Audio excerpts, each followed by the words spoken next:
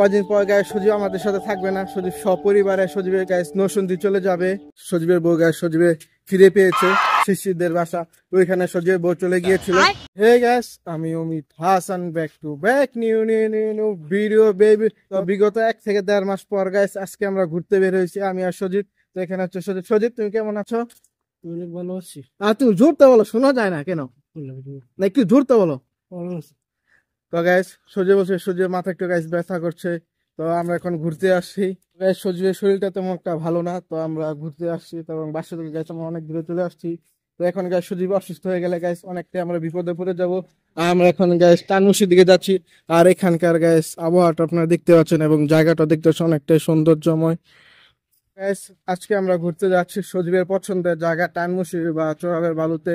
সজীবের বরাবরই ওই জায়গাটা পছন্দ, তো আমরা সেই জায়গায় গাইস ঘুরতে যাই। এবং গাইস আজকে গাইস 1 থেকে 1.5 মাস পর সেই জায়গাতে আমরা ঘুরতে যাচ্ছি। তো গাইস এই কতদিনের ব্যবধানে গাইস অনেক কিছু হতে পারে, চেঞ্জ হয়ে গেছে ওই জায়গাটা।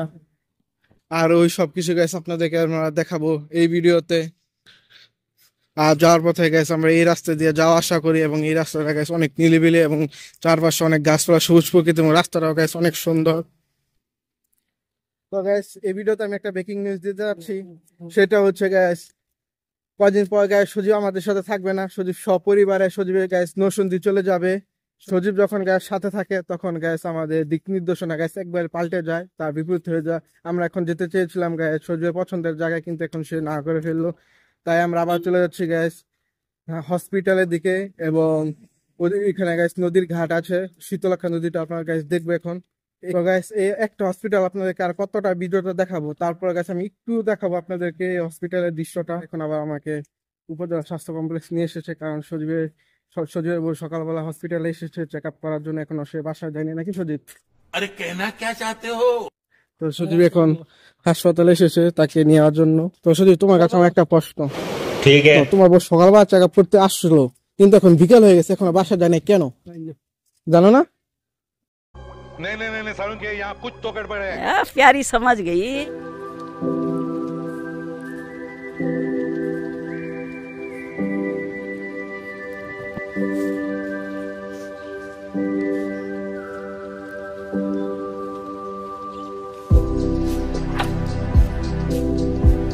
তো গাইস সজীবের একটা বিশেষ কথা হচ্ছে গাইস, সজীবের গাইস হাসপাতালে যেতে ভয় পায়, সেটা দিনে বা রাতে।